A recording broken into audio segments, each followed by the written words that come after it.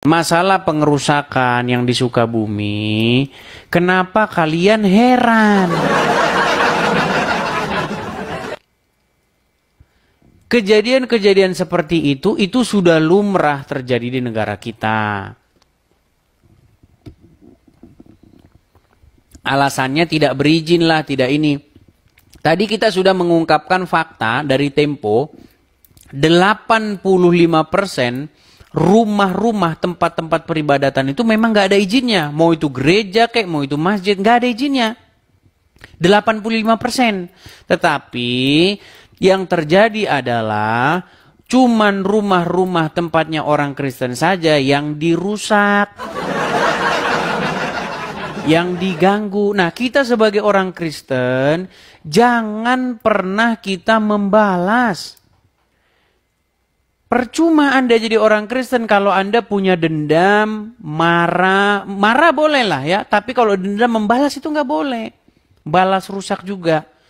Membalasnya bukan dengan cara seperti itu. Membalasnya dengan cara Anda tidak melakukan kegiatan seperti yang sama dilakukan mereka. Atau berargumen gitu loh. Seperti yang saya lakukan ini. Kalau membalas merusak-rusak berarti Anda nggak benar. Begitu. Tetap mengampuni, ya kan? Kita ampuni, ya kan? Jangan melakukan tindakan yang anarkis seperti mereka, seperti itu. Kalau mereka memang sudah seperti itu, namanya manusia nggak jadi. Mana, ya kan? Jangan dibalas, teman-teman. Biarkan saja seperti itu, ya. Kita bersuara saja supaya apa? Supaya orang-orang Islam itu tidak seperti itu lagi. Bagaimana caranya? Supaya mereka itu ganti bacaannya. Bacaan-bacaan mereka yang mengajarkan benci orang-orang tapir, ya kan? Perangilah di mana saja kamu jumpai mereka, desaklah mereka ke jalan yang sempit. Ganti, ini yang saya lakukan ini adalah sebagai daya upaya untuk mengganti bacaan mereka yang ada di rumah.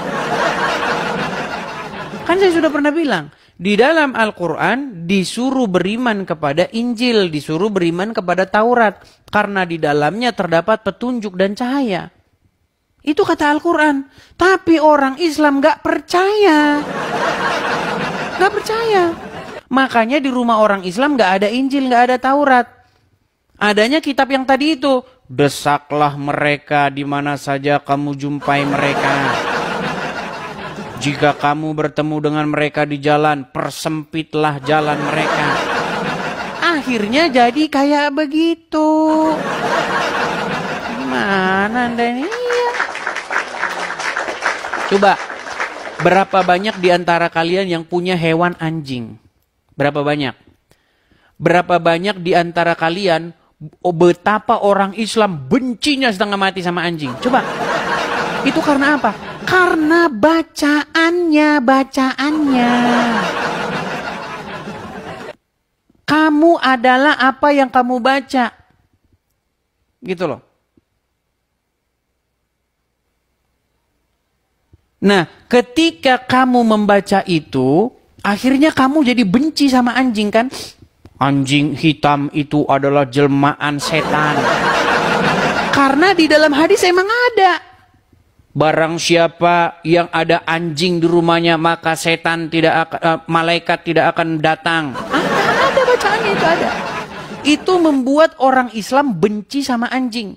Makanya ada anjing sebelah digebukin, diracun lah di ini. Iya, itu kejadian gak sekali dua kali. Saya ngomong fakta apa adanya.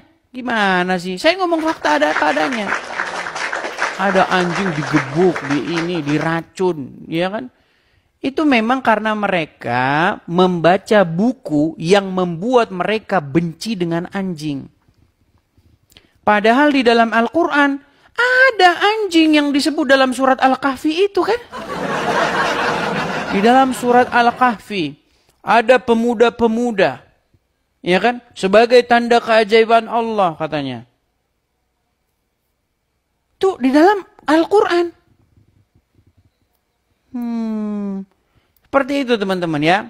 Sebenarnya kalau kalian mau belajar, itu saya tahu itu jawabannya ada di mana. Jadi gini, di dalam sejarah agama Islam, itu ada sebuah buku yang ditulis atau yang hadis ya, yang paling banyak diriwayatkan oleh yang namanya Abu Hurairah.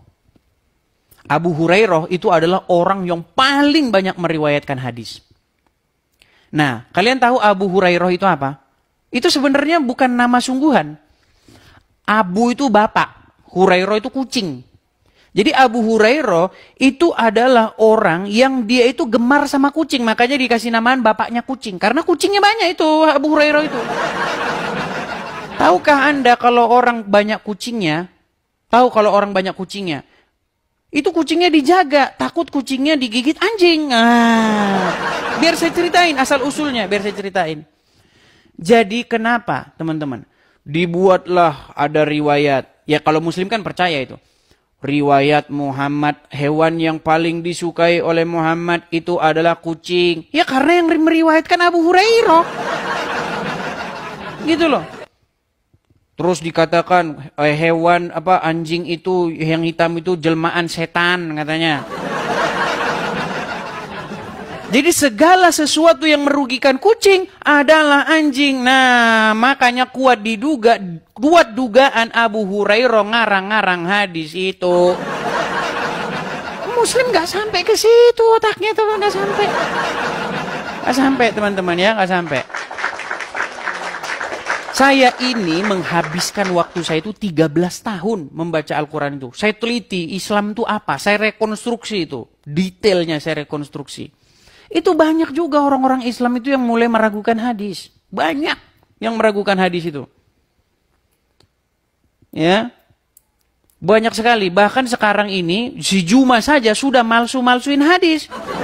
Juma itu udah malsu-malsuin hadis.